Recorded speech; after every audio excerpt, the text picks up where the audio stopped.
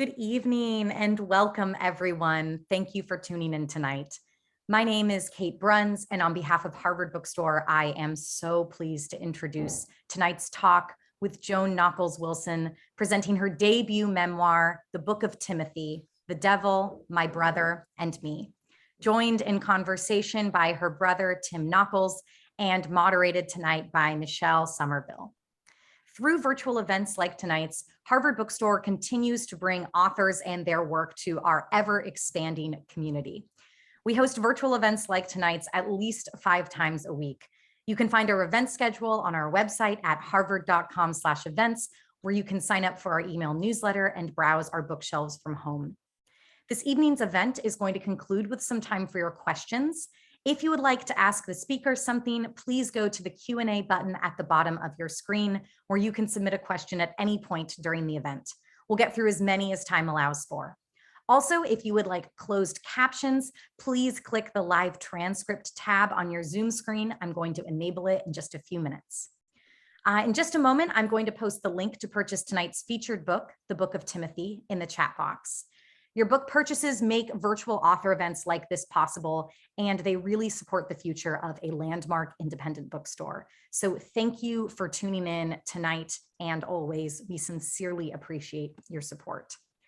And finally, as you've certainly experienced in virtual gatherings, technical issues can arise, and if they do, I'm going to do my best to resolve them quickly. So thank you for your patience and your understanding. And now I'm so pleased to introduce tonight's speakers. Writer and lawyer JOAN NOCKELS WILSON is a senior assistant attorney general for the state of Alaska. JOAN has served the state of Alaska in both a civil and criminal capacity for more than half of her 25-year legal career. As a criminal prosecutor, she achieved the longest sentence for animal cruelty in the state and recently convicted the hoverboard dentist of over $2 million in Medicaid fraud and reckless endangerment of a host of his patients as part of a mass sedation scheme. JOAN is here tonight with her brother, Tim Nockels, in his home in Vernon Hills, Illinois. Tim was the first of Father John Baptist Ormachea's victims to come forward and the only one to do so publicly, which they will be talking about tonight. Thanks to his bravery, at least 7 more victims followed. Tim has worked in financial futures for 32 years, working his way up from floor runner at the Chicago Board of Trade to his current status as president and owner of Pure Soul, Inc. They are both joined tonight by Michele Somerville, the author of several books, including Glamorous Life and Black Irish. Her essays on religion have appeared in the New York Times, Harvard Divinity Bulletin, and Religion Dispatches. Tonight, they will be discussing JOAN's debut memoir, The Book of Timothy, hailed as partly a crusade for justice and partly an exploration of Catholic theology and history. The Book of Timothy spans 30 years in its account of a sister's journey to gain a long-absent admission from the priest who abused her brother.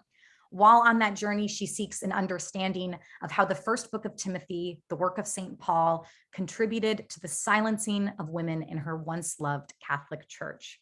We are really honored to be hosting this event tonight. So without further ado, I'd like to invite JOAN to the digital podium to begin with a short reading. Thank you. Thank you, Kate, and thank you, Harvard Bookstore. We are going to start in the Eternal City, in the prologue.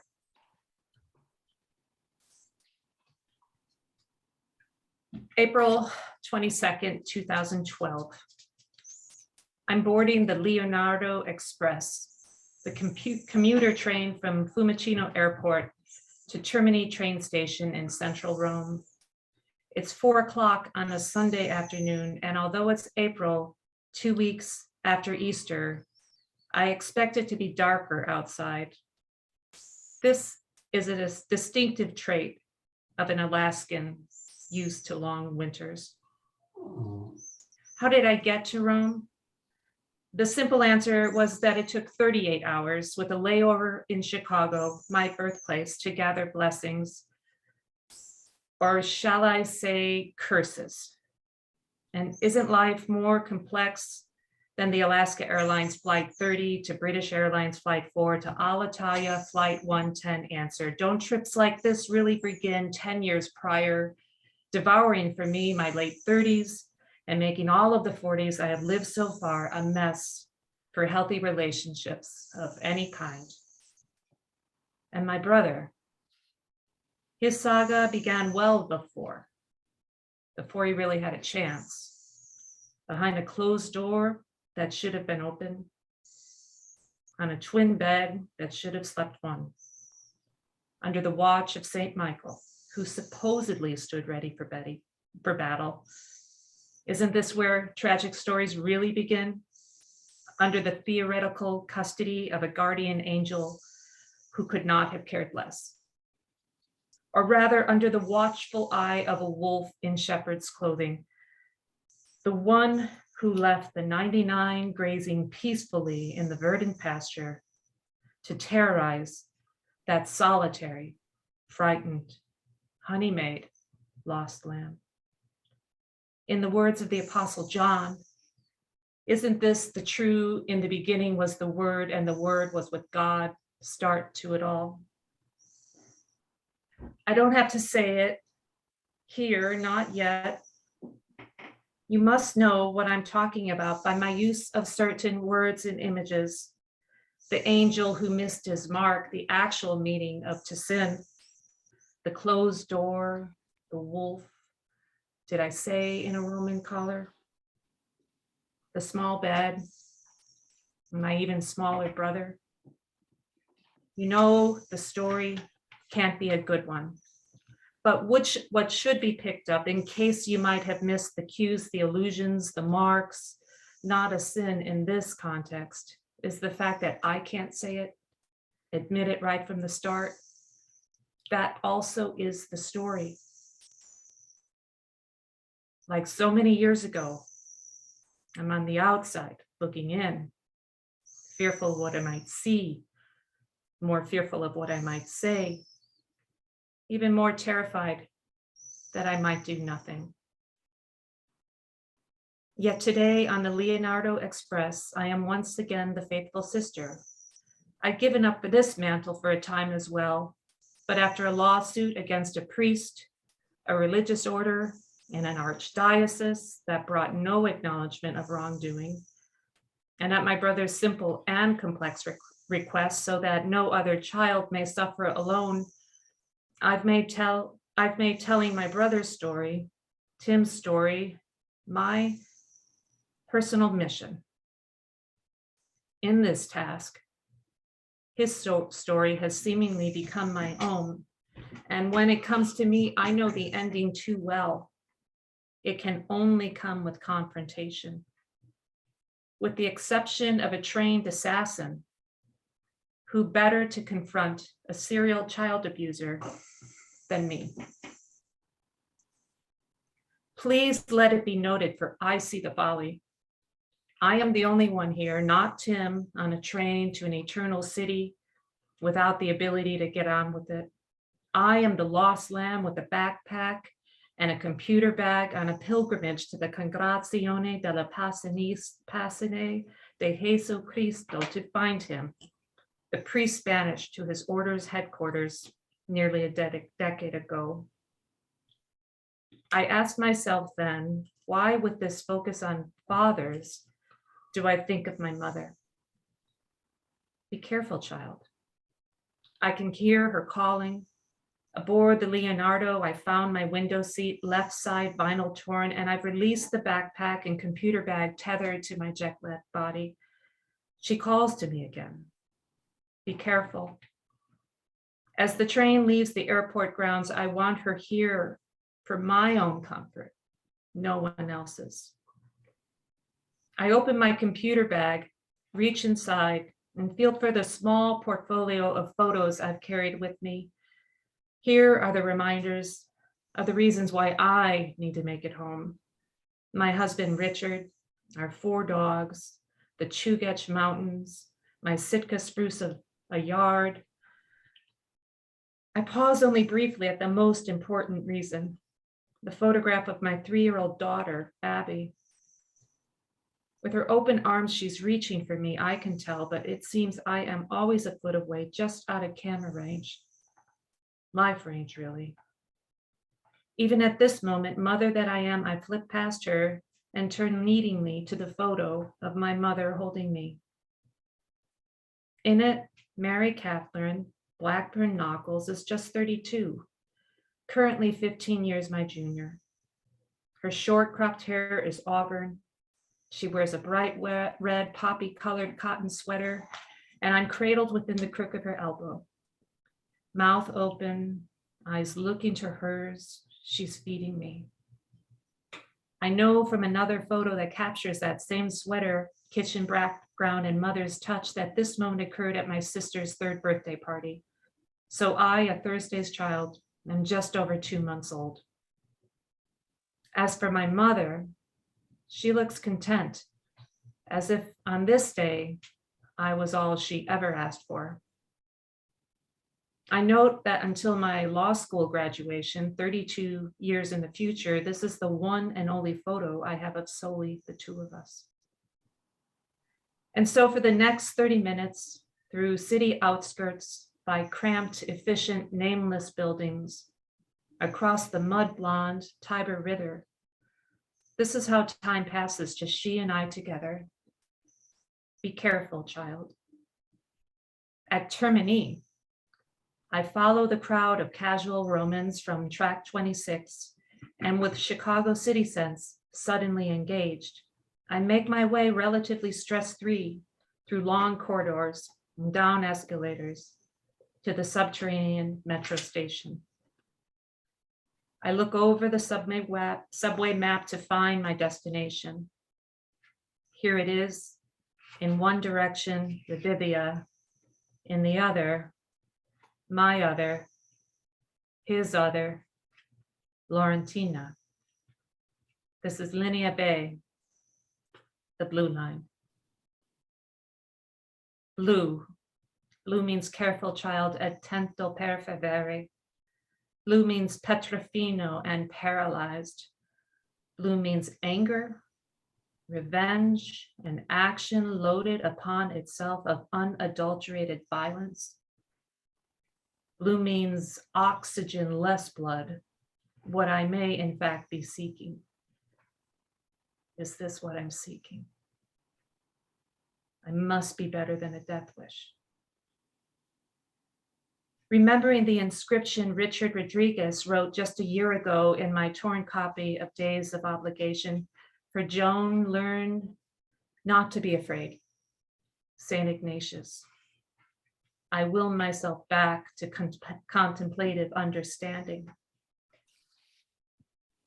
Blue. Blue means coincidence, calm, and courage. Blue means an act of belief, really an act of resolute faith. Blue means the ending here at the beginning.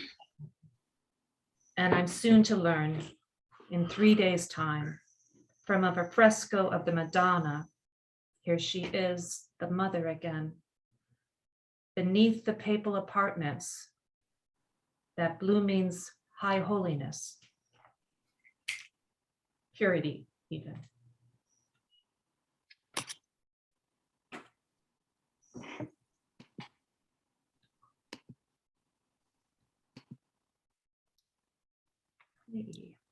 Thank you, Joan. You're welcome. That was awfully beautiful. And I will ask you more about blue in a short while. But first, I wanted to ask about the title of the book. And I should be honest and say that you and I talked a bit about this earlier, but I think there's much more to say. So can you tell us about Book of Timothy? And the obvious first line of thought would be that Tim's your brother. Hi, Tim. And I would like to say, I'm so touched that you're here tonight. And Thank you. big love. So, go ahead. Go ahead. There are 2 epistles of the alleged Paul to Timothy. I have one Timothy, the one that as my mother would call us, Irish twins. We kind of spent our initial years of this world muddling through. And the second is the Epistle of Timothy, both the first and second. And in those epistles, I recall instructions that women should keep their hair braided. They should be silent. They shouldn't preach. They should be the model of modesty. If single, they shouldn't party much. It seemed like there were a bunch of women in the first century who liked going around causing trouble. If widows and young, they should remarry. All this in the epistles of Timothy, which really seemed like an interesting concern, unless you actually look a little bit at the history. And I'm not a theologian. I had to learn all this because I was taught by nuns for 13 years, and they were never quiet. And our aunt was a nun for 70 years. But it looks like the book of Timothy was actually not written by the Apostle Paul. It was written, according to some scholars, and we talked about this, about 200 years after their death and his death. And there may be reason for it, but one reason I believe is because women were actually leaders in the Catholic Church. Women were, if it was called the Catholic Church then, women were preachers. Women consecrated the host. And something happened that women should not have that role anymore. And this hierarchy of first a male realm and then a single male realm, because you don't want priests caring about their wife and children, came into place. And in my book, I can only see that as the reason why a loving person like my mother would willingly hand her child over to a serial child abuser, which is she lost her voice. And many people lost their voice. So we had to bring those two books of Timothy together. That's interesting. We can get to that this morning. So the mother just recurs throughout the book. The where is the mother? And I love the fact that you begin this conversation with the two epistles of to Timothy, which they think are fake Timothy, aka pseudo-epigraphic Timothy. And the thing I thought when I first read the title of your book was that those letters, whoever wrote them and whenever, were really a delivery of the riot act. This is what's happening and this is what we want to stop. And I feel that there's a strong connection between that idea of setting things straight in an almost, I want to say, legalistic way, civil way, setting the order in place, restoring the order. That's really the spirit of this whole memoir. You are a law and order person on some level, and in the best sense of the word, and that permeates the book. So I think the title is perfect, and I think the woman thing seems quite sidebar, but it's not, because I think we have to, as you read this book, you think over and over again, if women had a voice, if women were full people in this church, would these children have suffered? And I think the answer is less so, much less so. So I love that it's not conspicuously about women, but that women rumble under the surface. Well, the company line, of the Vatican and the Conference of Bishops is, this problem started in the 60s and 70s with, the liberalization of society post-Vatican II. That's the root of the problem, just priests kind of getting taken up by society just 30 years ago. This goes way further back. Just look at the headlines in the New York Times this past weekend about the lengthy history in France. look at the history of our parents, our mom's home country, generations removed of Ireland. Yeah. It goes way, way back for a reason. Mhm. And it was a search for that reason. I think that was one of the quests here. Let's move along a little bit. I'd like to talk a little bit about the blue line. I'm also an Irish twin, by the way. Well, I was an Irish twin. And I loved in the beginning when you talk about the blue line, because I'm very familiar with this idea of taking the name of your train in the city, and that name becomes a world. So the blue line is not just a train line, it's the Cubs, it's the family, it's the church, it's the school, it's mom and her friends, and it's Dan, the firefighter, uncle, and dad. And ours was the #1 train, the uptown train to the Bronx in New York. It was the slow, crummy IRT #1 train. But blue line is so powerful as a poetic image, as you just read the part that was so poetic where you use the blue line. And I told you again earlier that the blue line really reminded me of that kind of cop's blue line, the blue line of silence, the line you don't cross. Is there anything more about the blue line you want to say? And also how the blue line really is your childhood. And I know that there's a very important part of the blue line in the narration itself. So yeah, a couple things. First, let me start with when a sister moves to Alaska and a brother stays in the city, and he's got a wonderful fiance, I think, maybe wife at the time. Most of the time we had to talk was on his train ride home. So included on that train ride home was the day, am I jumping too quickly to say the day that he called me and had been sitting there on the train with all of the headlines about the Boston boys. At the same time, his wife is, 22, 23 weeks pregnant. And I think it's fair to say becoming a father, Absolutely. linking with what was happening in Boston, brought this back for you. Oh yeah, I didn't know what type of father I would be if I let that stay buried.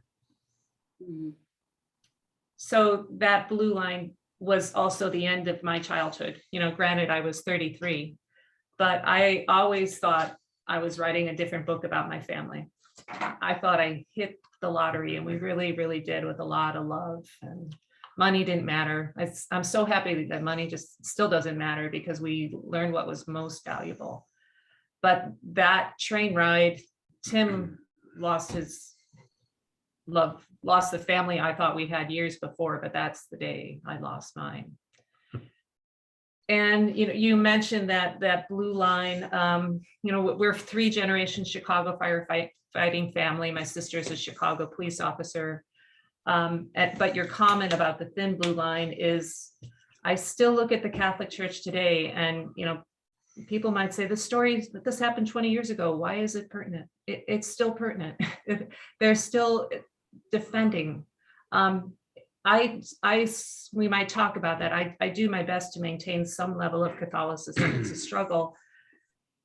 But when I go to Mass, I know people don't want me there. I know they don't want the reminders. I know that every offering of prayer, they offer a first prayer for the Pope and the priest. Why isn't the second one for the victims of clergy abuse? Why isn't that the case in every church across the world? Story, we have mea culpa, we're sorry we harmed you. Now let's find something else to talk about, because we really don't want to deal with you. I've met good people that don't act like that, but my overall impression is I'm unwelcome. From my brother's perspective, he has no desire to, he doesn't care if he's welcome. I don't want to be welcome. Yeah. I'm quite done with that. Tim, can I ask you, do you have other spiritual practices? In other words, do you do the nature walk? Do you meditate? Do you, I know that you married into another faith. Do you Yeah, I express mean, yourself in that vein? I have my own beliefs. I strongly believe that there's a higher presence. What I did was I built my own church in my own mind. I feel that the Catholic Church, the biggest problem with the Catholic Church talking to God is they let man get in the way. I took out the middleman. You said that very beautifully. And I think a lot of people in church rather agree with that take on spirituality and worship. What you wrote to Ormache. If I can get it out. I Do you want me to try? So one of the last things you can figure out probably that I'm sitting here today and not in a Roman jail is that I made it home. But one of the last things that I delivered to Ormache was a letter from Tim. And let me explain why I can't read that. It's I suffer from severe post. Yeah. Do you want me to read it? Sure. Okay. So this idea that we're done, listen to that. It's not over. Ormache, I'm trying to understand the saying, everything happens for a reason. Did I draw a number before birth, a fucking lottery quick pick? Hey, you win years of sexual abuse as a child that will haunt you until you die. I wanted to put something on paper for you, shithead, but I decided not to waste my time. Scum of the earth should be placed in prison, not given an office with a view. But you should know you did not win. I am happy to be clean again, including free of the shit you and your employers shove down people's throats. I relish the fact my children will never be forced to endure your egotistical, self-prescribed drug. In my opinion, from Satan all the way down to the Pope and his peons, you're all part of one big drug cartel. You serve no purpose. I don't need prayer to pray for forgiveness for believing this. I don't need to be part of an organization. I choose to be good and to help my kids make good choices. Know one more thing. If I ever see you again, I will not hesitate. Have a paralyzing stroke, old man, so nobody has to listen to your crap anymore. John Baptist Ormache, CP, child predator.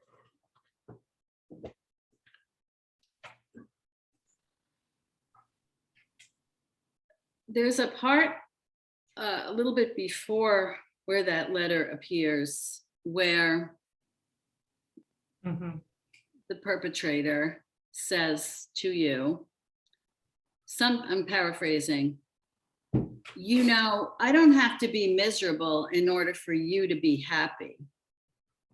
And when I reread Tim's letter today, I kept thinking that in a way you experienced this vacillating set of emotions that went from, could I get away with murdering this guy, to can I pray for everybody and try to forgive? And that happens at boomerang, that's boomeranging all the way through the book. And when you get to the end and you have that conversation with the perpetrator and Tim's letter, your letter, Tim, comes later, I thought, wow, well, the best example of the perpetrator being correct in saying, I don't have to be miserable for you to be happy, is Tim. The big take it and stick it is you, Tim, with your children and your wife and your family of origin, and that's a life. And in a sense, this guy who hurt you and so many other children who are still as men hurting, his actions are his own punishment in many regards, which is not to say that he doesn't deserve further punishments. That may be true as well. But I think that's one of the really uplifting messages here, that not so much to make happiness out of suffering, because that's in a way their game. So Catholic, yeah. But this happens to have happened in this case, where you really, in a sense, put this man in his place by saying, and the phrase that recurs in the story is, I am what I am, not what you did to me. Right. No, if you really think about it, if he's really considers himself a man of God, closer to God, and once he leaves this planet and goes to heaven, if that's what he's thinking, because he asked another priest for forgiveness, and he didn't have to do anything else to receive that forgiveness. He never apologized to me. He never apologized to anyone. I think that once I get up there, maybe I get to judge him then. Maybe he should think about that as well. That's a very interesting fantasy. That's really good. Can I watch? I did love the letter. I thought the letter, it cut out so much, and in a way it was very poetic because it was so spare. And so It was a text stream. Yeah. He didn't take the time to write a letter on my way to Rome. I had a letter, and I tore it up. I had a 2-page letter, and it wasn't worth it. He's not worth the words. He's like I said, he's a shithead, period. And your syllables are precious. Yeah. Right. So. And then I still see that the person who can't get on with it. I'm still a person I have a husband I love, a daughter I love, but there's still that part of me that is miserable is the wrong word, but the anger and the still desire for vengeance is there. I'm almost afraid to make this comment, but I wonder in Catholic world, women who protest are angry. There's something defective about us, even if what we're angry about is something that needs to be corrected. Your spiritual advisor in the book, Father B, who seems like he was really a loving spiritual director and was wise and so forth. Even he, and this enraged me slightly, even he did that, took that position of, well, righteousness is not all it's thought to be, because there's too much ego in it. Well, that's really easy for a person in a position of really extreme power to say to a woman who has grown up in a church where her daughter has never seen a woman on the altar saying mass. So I wonder if some of your fury may be your temperament. You're an attorney, you're obviously just a really intense gal. However, you're also a woman in the church who has been told all along, keep your mouth shut, go along, and don't be angry. Be like Mary. Oh yeah. Which is why everyone needs to read Colm Toibin's book about Mary, so they can see her be angry. But I have a Q&A pop up here, so is it okay with you if we go to Q&As and I'll see what we've got there? What a place to start. I'm going to just go with first names, if that's okay.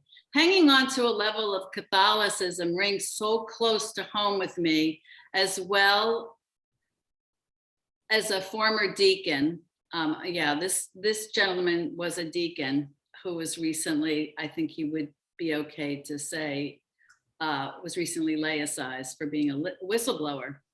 So I'm going to start the sentence again. Hanging on to a level of Catholicism rings so close to home with me. How has your brother's horrible experience shaped your view of family and friends who remain, quote, devout Catholics and your relationships moving forward? This is my struggle. So I think we've sort of covered some of it, and this seems like a question for you, Tim, as well. Obviously, there's a lot of shunning in this, and some of it's tacit and subtle, and some of it is not subtle. So you want to talk about that? Yeah. You want No, so I mean, we both can. Let's go for it. I am still Catholic. I've tried to be other things. My husband's Lutheran. I've gone to service and it's like, what the heck is this? All I can do with my Catholicism is sneak in when I miss it. You know, I can't handle going weekly. I can't handle hearing those people from the throne saying, you know, give us money when I still see victims of clergy abuse suffering. But you talk about an angry Mary. I love an angry Jesus. You know, he feels like my brother, like this guy feels like my brother. So I need him. I have very Catholic friends, like the kind that tell me to get over it, you know, forgive. And the only thing I can forgive is them. I can actually forgive them because they have no idea of the depth and breadth of something like this. So yeah, it's, you know, we talked about the shunning and how they just don't want to be reminded of us. But I belong there too. Tim? I do have enough friends that also are still devout Catholics. But my relationship never changed a single second With them. with Yeah, them. yeah. I would answer questions if they had them. They know exactly how I feel. I don't hide behind any curtains. I'll tell them everything they want to know. If they have any questions, I'm a free spirit, and You're I a pure think, soul. yeah, I am definitely a pure soul. I tattooed it on my knuckles, for Christ's sake. It's the name of my corporation. It's the name of my company. But the reason that I did that is I was early 20s on a wall. I was looking for 2 words, and it subconsciously, that's what is right there on my knuckles. Pure soul. You're clean. Yeah. You're clean. Mhm. Wow. So it seems like your grace, in a way, and I mean grace as in just secular grace for the moment, has kind of kept you a little bit insulated from people shunning you. I didn't really feel any shun. I mean, if there was any shun, like when I first really started combating Mhm. the church, when once I, you know, did the letters, I did my own personal protest in front of Immaculate Conception, the church that it happened at. I was by myself at one of, I think, Easter Sunday, like one of their biggest celebrations, handing out flyers, letting the people know that this is who I am. You know, I was alone, but I was fine. I didn't need anyone else. Mm. I had God right here. And you have each other. I'm going to move to a question. I have a feeling there's going to be a couple and we want to get them. And are you guys keeping Oh, track? pardon me. I'm happy to talk as long, but I don't know if Kate's going to want us. Yeah. She'll let us know. Yeah. Yeah, we've got someone whose name is not on it. Do you think there's something inherent in organized religion and in the hierarchy of any religious organization that carves a path for these horrifying abuses of power? You want to take that? You can start on that. Let me think about it. Yes, I mean, I don't think the Catholics are alone, and we know that. But what really, so we come from, our grandparents during the Depression lost their house. Would we be called poor white trash? I don't know. Then we worked our way up to city jobs, that sort of thing. But at the same time, our aunt worked her way out of poverty by becoming a nun. That's how she got educated. And other people of that generation, probably including Tim's abuser, did the same thing. And that elevation of power can really corrupt people. And I think it can start because I think it goes down, but it can go up too. But this priest was stealing, from the collection basket to buy presents for the boys he abused. I will tell you, I have no doubt that this is happening in poor countries right now, where young men are getting empowered to be priests, and they're abusing women, they're abusing children because they have this position of power. Yeah, people who have an obsession with the sex abuse crisis are kind of waiting for the news to break out of India and East Timor. the sub-Sahara Africa. I think all over the world, it's completely unpoliced as well. So I don't know enough about the other hierarchies. I mean, look at men's sports. I know Tim's working with some folks who are going against the hockey league. Yeah, a Survivor Network had reached out to me. I'm going to be sitting on their board. Oh, yeah. Interesting. So is there a problem in hockey, you're saying? Yeah, I think there's problems everywhere. Football, hockey. Yeah, well, we saw the whole, we saw the gymnastics thing. Penn State. I don't have questions coming up I think I maybe have one more question here. No. Can I just point to the chat to see the means to buy the book? There are 2 links for buying the book. So please buy the book. And I guess we have time for a little more chat, shall we? Oh, can you talk a little bit, because I think it's fairly important. Can you talk a little bit, Joan, about the experience in Rome? I loved what you did with Rome.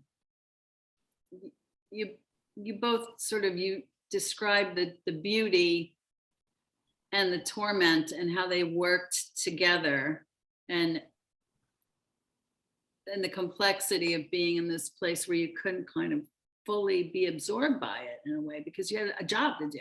Mm-hmm. But you return often to a sort of pilgrim tourist dichotomy, and the moment where it's very concrete is when you're in the basilica, I think, trying to go to mass, right? So if you're a pilgrim, the guy lets you through the rope, and if you're a tourist, you don't get let through the rope.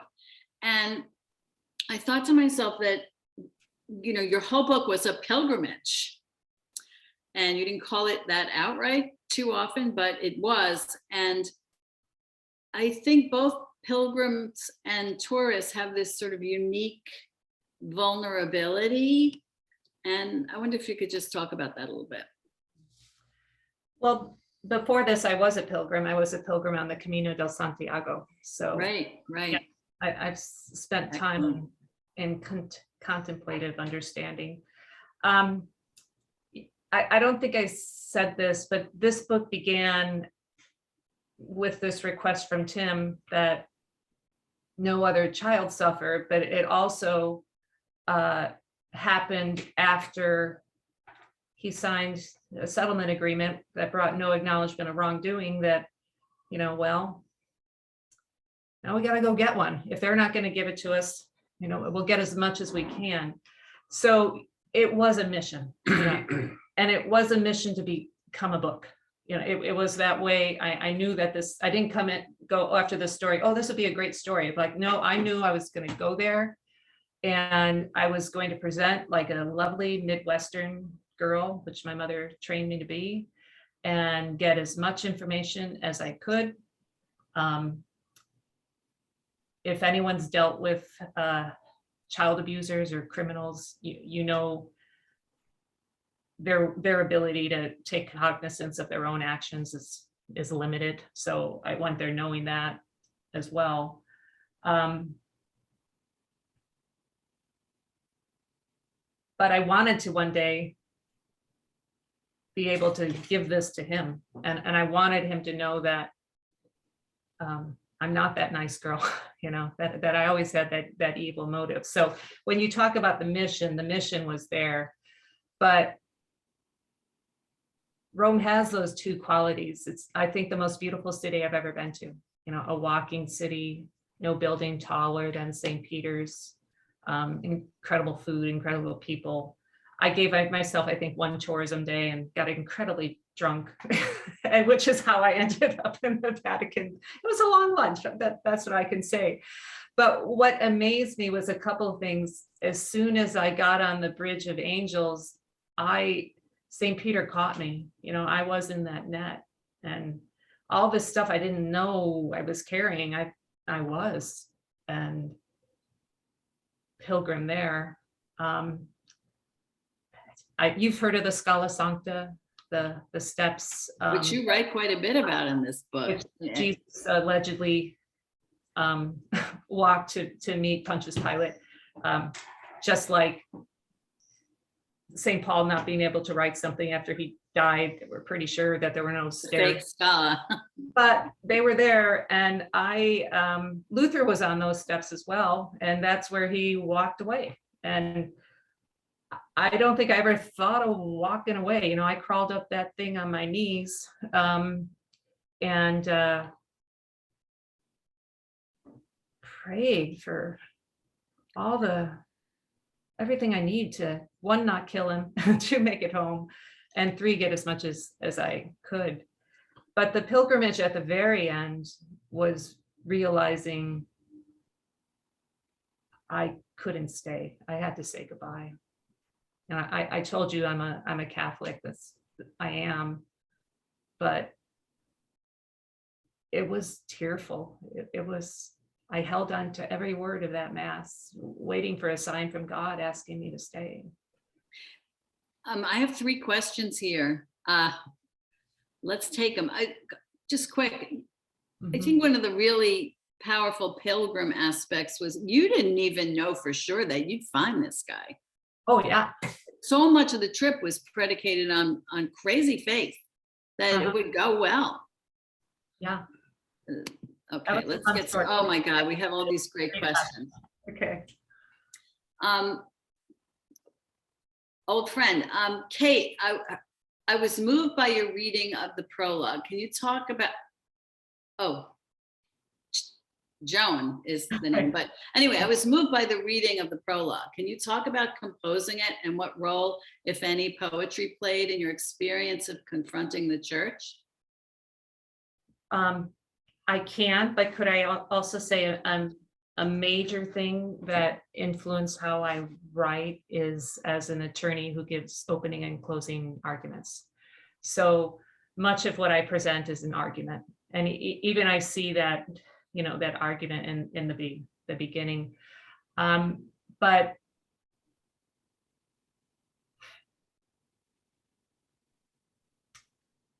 I think lyrically, the words are music for me. I don't need the accompanying instrument. Cadence is very important to me. They're just all creations that kind of come together. So thank you. And Well, the person who asked that question is a wonderful writer, so she knows from what she's talking about. Let me go through. I'm very eager to get to some of these questions. If it were possible, what could a Reformed Catholic Church look like for you? Or would it take the church being abolished? you want to take that? Well, Yeah. I think the hardest thing about the church right now is, like any organization, they find a way to, I guess metaphorically, I would call it duct tape. If something's broken, you duct tape it. As a father, I know that. My father used to duct tape, Right. my big wheel. Had probably 8 years of duct tape on it before we finally threw it out. It doesn't fix it. Sometimes you need to break it down to the ground to build it back up. I don't see the church as I think the core of the church, where their biggest problem is their leadership. They need to figure out a way to fix that. Until they fix that, I would never go back. If they would fix that, I would go back. Let's put it that way. Let the people decide. We're the church, not them. A church is a building. This is my home. It's just a house, but my family, that's the home. Same as a church. It's a building. What is a building without the people that are inside? Asking their God, talking to their God. I think it starts with their leadership. It needs to change 100%. Thank you so much for that. Yep. I have a question that I hear all the time. And for people who don't know, I write a lot about the abuse crisis. Would the abuse diminish if celibacy for Catholic clergy were ended? They say that's not the problem. That's my take. No,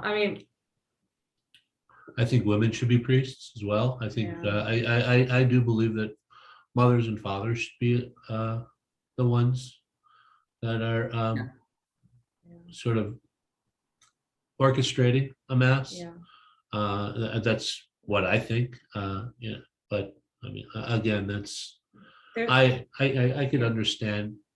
There's a theory that I believe, and it's been written about, you probably read about it too, that at least for this priest generation where they went into seminary and high school and automatically followed a vow of abstinence, that stunted them. And then when they acted out, their attraction was to the same age at which they stunted their sexual growth. I think there's merit to that. I really do.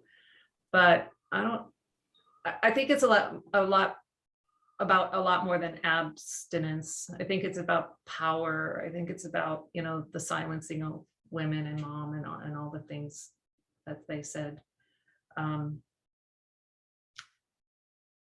It's very, very complex. That's the one thing that you hear people who explain it in 2 sentences. And one thing that, Tim's, that question, I like his answer, but if we can't get to full reform, like I said, I want a memorial in the Vatican to the victims of clergy abuse. I want the statues of the popes out and the memorial to those kids in.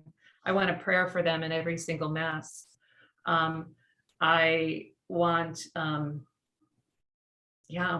more of a role for women. small steps, Yeah, but probably wouldn't cure the whole thing either.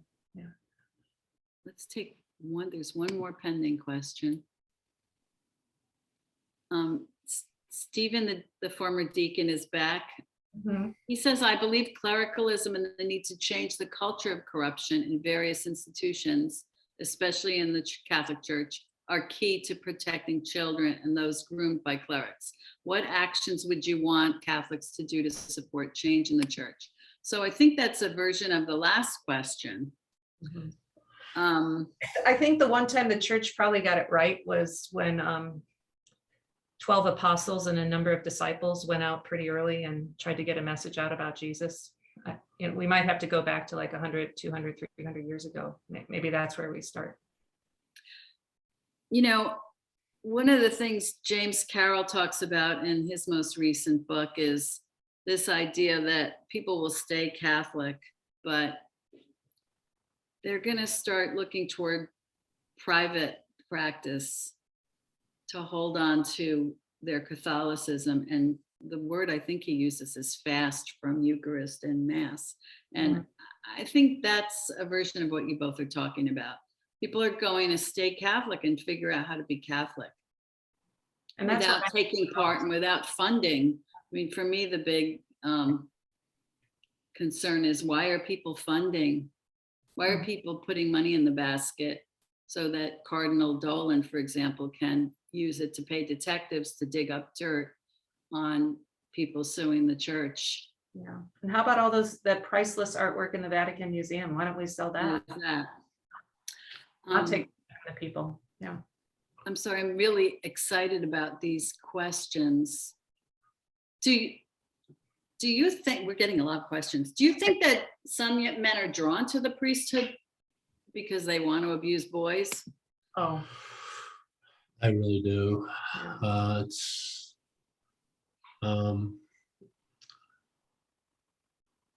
thing about being a smart predator is to find an organization that has people connected to it that have a belief, and you can use that belief as your grooming tool. You can groom an entire family. You groomed our father before you groomed Yeah, you. I mean, basically, it makes it easier for a smart predator to have a tool. What better tool than God? Using the word God as a way to break into a family. My biggest thing to any one family that's still Catholic, and look at who you let in your home, no matter what.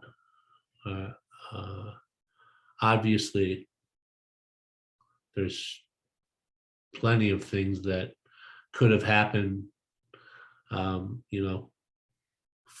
years ago, or excuse me, 40 years ago, that, I mean, keeping the door open, Right. this predator used to put on cologne to come to my house. It was a date. It was essentially a date. He was coming to date me. Yeah. If you think about it, I mean, there's so many things that people really, I mean, I am hypersensitive when it comes to my children. My boys are older now. I have a freshman in college and a junior in high school, but growing up, I mean, raising them, oh my God, I was on my toes like you wouldn't believe. And they never, Vigilance, I suppose. they never spent a night at our parents' house. They ruined they ruined the relationship with my parents. Definitely. I had panic attacks thinking I couldn't leave my children at my parents' house, because what if they let somebody in that house? the way they let this gentleman in. Yeah. I I agree. not You gentleman. sound like a very good pa Yeah. and very caring. We're gonna have to stop. And I have to say, Tim, you were so wonderful. We weren't sure how much you'd want to throw down, but you were just so lovely. This is a little easier. I mean, like I said, the post-traumatic stress syndrome, when it does take over, I can't even say my own name. I'm so sorry. I'm so Yeah. sorry. But But it's, And is it fair to say, though, at the book launch, we had 120 people, many from our home parish, I mean, there to support. So it was awful that was a trigger as well. yeah, seeing faces that I recognize, that's a lot. that I grew up Yeah. with, it's overwhelming. So this But is it's a lot of support too. And, I think Yeah. you can get it in two directions. I want to just remind you, you can link to the book in the chat. And really, I want to exhort you to read the book. It's so wonderfully wrought and so lyrical. And it's exciting to see the write lawyer. poetry, Michelle? Will you teach me to write poetry? Will you teach me to write poetry? Sure, love to. Sounds Thank good. you so much, Kate. And thank you everyone for coming and for your questions in particular. Thank you, everyone. thank you. Yeah, the questions are really fabulous tonight. Well, I'll just do another round of thank yous to Joan, to Tim, to Michelle for sharing this time and this really courageous and challenging conversation with us. I am also a former Catholic, and this was the first time that I had actually heard a story of abuse firsthand rather than reading about it in the news, which feels a lot more removed. And I really can't tell you how powerful this was. So I hope that members of the audience felt the same way. Thank you so much for sharing this. And thank you everyone for spending your evening with us tonight. So on behalf of Harvard Bookstore, have a great night, keep reading, and please be well. Thank you. Thank you. Thank you. Right all.